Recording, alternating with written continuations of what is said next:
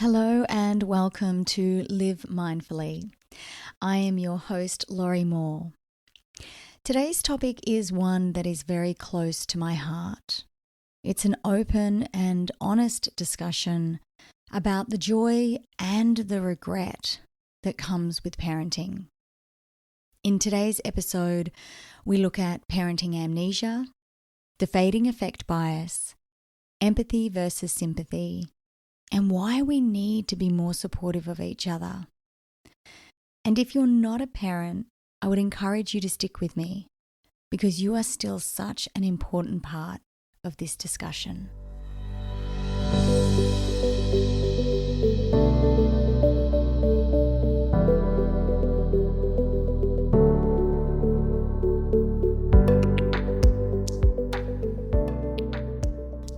Well, we have officially started the longest stretch of vacation time for our children here in Australia, which means every parent of school-aged children are managing the juggle of their final week of work, coupled with either caring full-time for their kids or finding someone who can.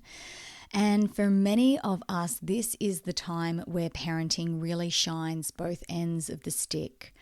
The side where we feel immensely grateful and joyous about this quality time with our family. And the side where spending this much time really highlights how hard parenting is. And that's what today's topic is all about.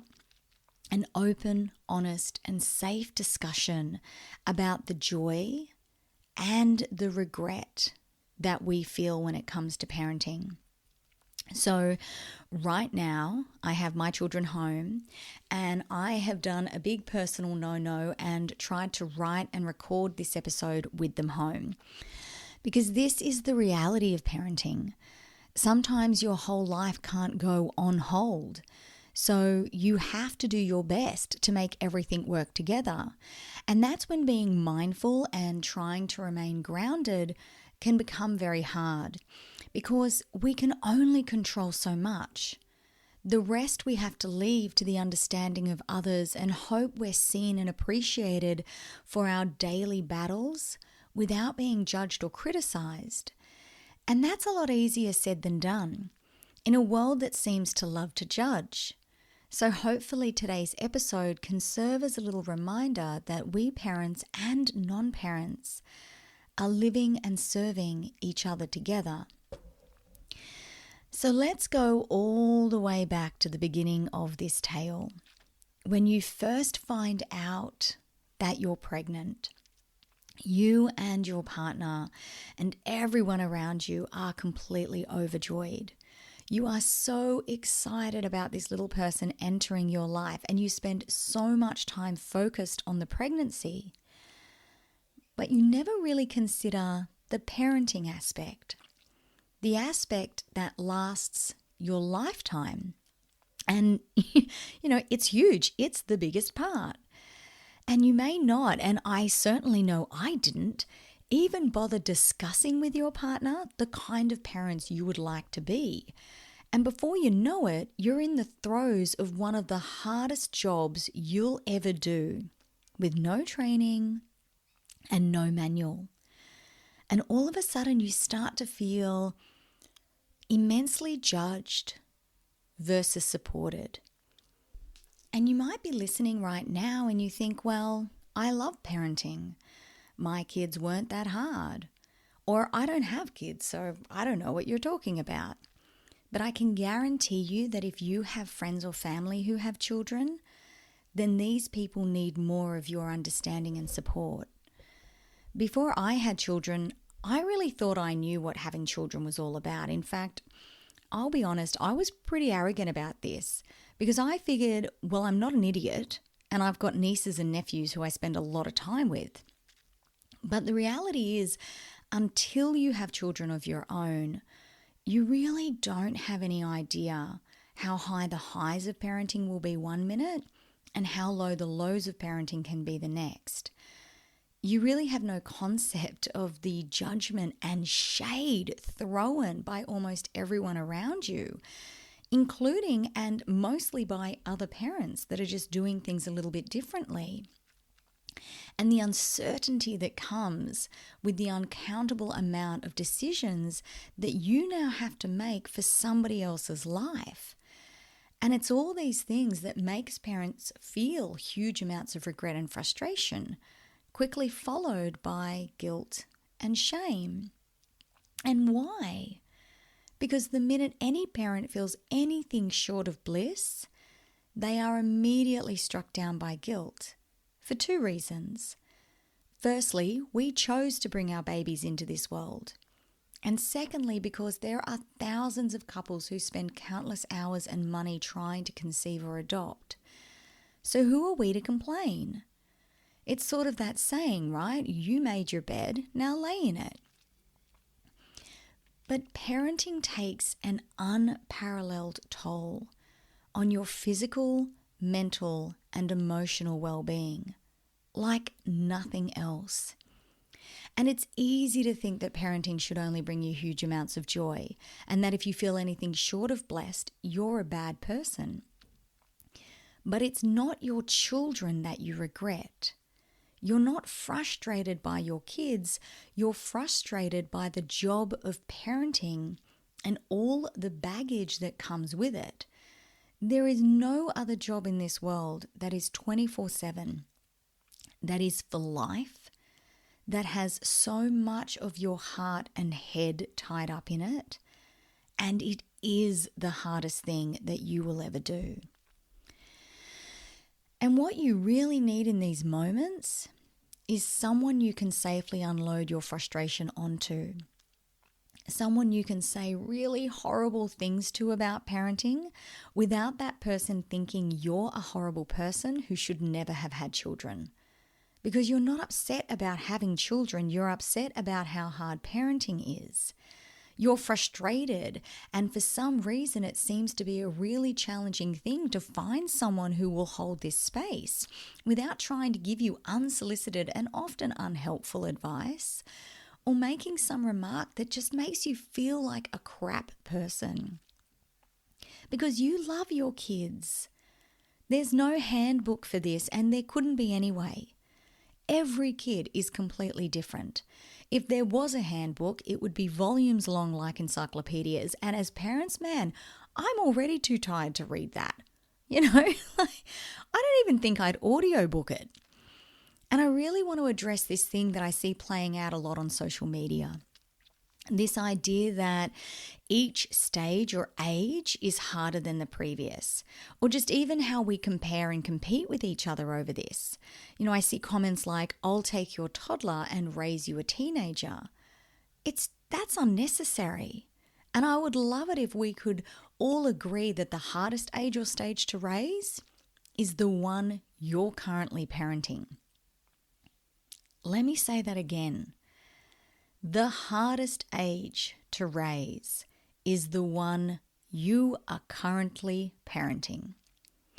There is this thing called parenting amnesia, and I see this playing out every day, and it's a protection mechanism that ensures that we as a species survives. So I understand why it exists, because if we accurately remembered all of the bad, negative, and challenging times of parenting, many of us would not go back for more or even get started.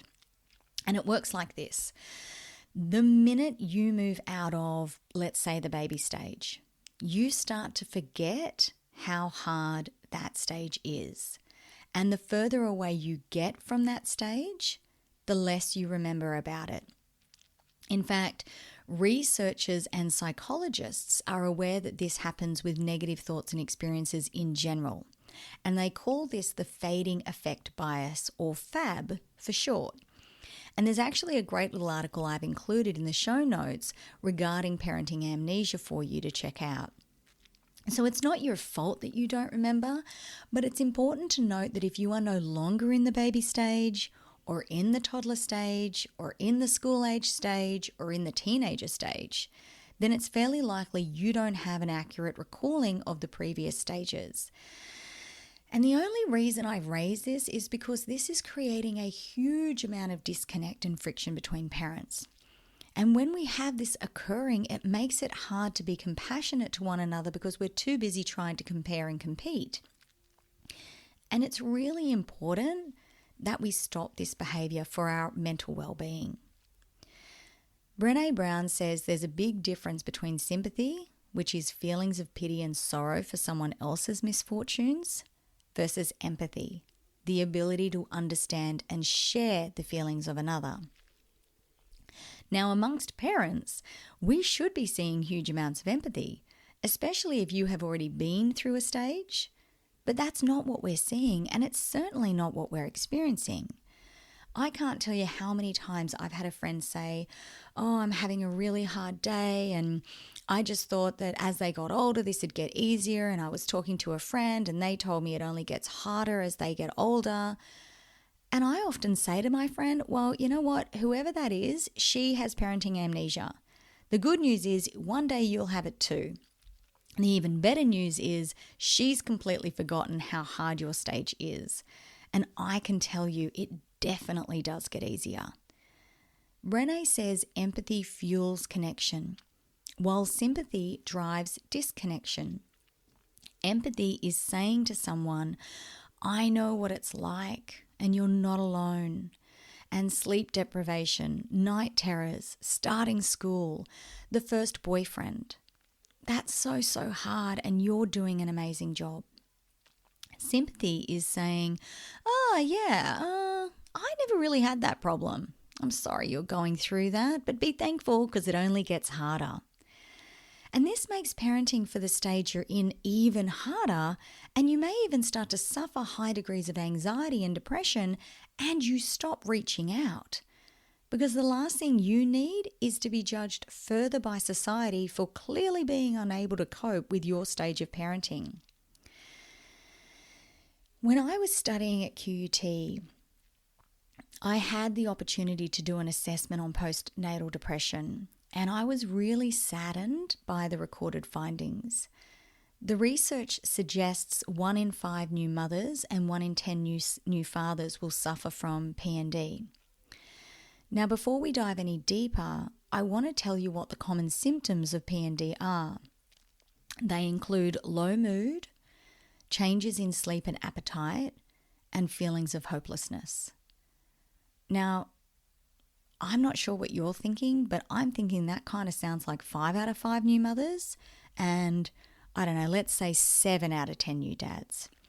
And the worst part of the PND research is they estimate that at least 50% of new parents never seek a diagnosis and therefore never seek help. They just suffer. And this makes me really sad because I am now sure that I was suffering some degree of PND when my babies were born, and I certainly have friends, diagnosed and undiagnosed, who suffered as well. And you don't really reach out unless it's really bad, like you're having suicidal thoughts or thoughts about wanting to hurt your baby. And we don't check in enough with our friends who have newborn babies. And I'm not talking about when you want to see the baby and give a gift basket, but to help. And we need to start to normalize and acknowledge how hard this stage is and how lonely it is. You know, right before we had Flynn, Andrew and I went to a 3-part parenting workshop at the hospital. And this stuff, the mental load, the loneliness, the PND, that should have been at least one full segment. I don't even think it took more than 5 minutes. And this tells me the system is broken and the way society views this is dangerous. The other day I read a post that read, I would rather hear about your pain and your struggle than to hear about your death. And you might think that seems a little extreme. But when I was in the throes of my depression 4 years ago, which was the result of a number of things, but one of them was being very unsupported in my parenting, I was drowning in a lot of stuff. And the clearest thought I had in 12 months was that my children will be better off without me. And that's heartbreaking. In what world would any child be better off without their loving mother? Parenting children is really hard. And yes, there is so much joy. But you are allowed to feel regret and frustration without guilt and shame. Because the feelings of regret and frustration, they don't last forever. And if you feel this way, it doesn't make you a bad person. This doesn't mean you don't love your children or even want more children. We need to band together and support each other more so that we all feel safer expressing the parts of ourselves that we keep hidden, because we don't want people to think we're ungrateful or selfish or worse of all, bad people and bad parents, because you are none of those things. I am none of those things. We are parents going through a tough phase. And wouldn't it make these tough phases easier if we could all support each other through them, whether we remember having experienced them or not, whether we have children or not?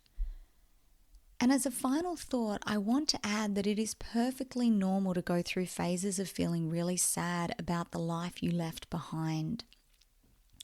The one that disappeared the minute your children arrived on the scene. The one you were most likely really happy with. Because it's the life you forgot to grieve. And it was probably a really good life. And it doesn't mean that if given the chance you'd hand your children back for this life. But it's okay to miss it. And if you are someone who dreamed of having children and it never transpired for you, talk to your friends. It's okay to grieve the life you never got to realize. This is not a one-way street. Share your experiences just as much as you allow others to share theirs. This is something we all need to do if we ever hope to break down the barriers, the judgment, and the criticism. And we all need to work on catching ourselves when we step into this space too. It's no good just recognizing the judgment of others. The most important thing is to recognize it in yourself. That's the part where you are becoming more mindful. And the minute you do notice that you've been critical or judgmental, name it and apologize for it. It's really uncomfortable. I get that. But I do this a lot. When I see bad behavior in myself, I apologize for it out loud to my family or to my friends. And I can promise you it has never been met with anything other than thank you for apologizing. But before we even get there, we need to create space to have an open, honest, and safe discussion with each other. So the next time you're sitting across from a friend and they are parents, ask them how parenting is going. And just listen. No advice, no weird faces, no weird sounds. Practice listening without the need to respond and notice how much involuntary judgment rises within you. I guarantee it will surprise you. We need to change the parenting narrative. We need to stop competing with each other for who has it harder. We need to stop viewing negative comments as you clearly shouldn't have had kids, to I can see you're having a hard day parenting. We need to create space for each of us to share, and we need to respond with empathy and not sympathy. And lastly, we need to remember 100% that we all have parenting amnesia. So instead of, oh, that didn't happen to me, perhaps you can say, geez, I don't remember that. Here's the good news. One day you won't either. But for now, how can I help? What can I do? Can I babysit this afternoon and you go for a manicure or to the gym or catch up with some other friends? How can I help? And we all know, we know this, that usually just having a compassionate ear is all the therapy we're ever going to need. I want to thank you so much for listening in today. I know that this is not the most comfortable topic to talk about, But I really hope it inspires each of us to engage more mindfully in these conversations and makes each of us feel more loved, heard, and held. There are a few links in the show notes, including a video Brené Brown made on empathy and a link to a parenting app called The Happy Child. This is an incredible free resource and genuinely free. There are no in-app ads at all. It's available on Google Play and the Apple App Store. It was created by the Human Improvement Project using cutting-edge research. And my favorite part about it is that it provides information in bite-sized 2 to 3 minute chunks. I'm a big fan of this app. It has changed how I view parenting and for sure has made me a much better and more mindful parent. It's really easy to use as well. I wish you all a really good week. It is officially 4 days until Christmas, so Merry, Merry Christmas. I'll be back next Wednesday with another episode. Until then, take good care of yourself.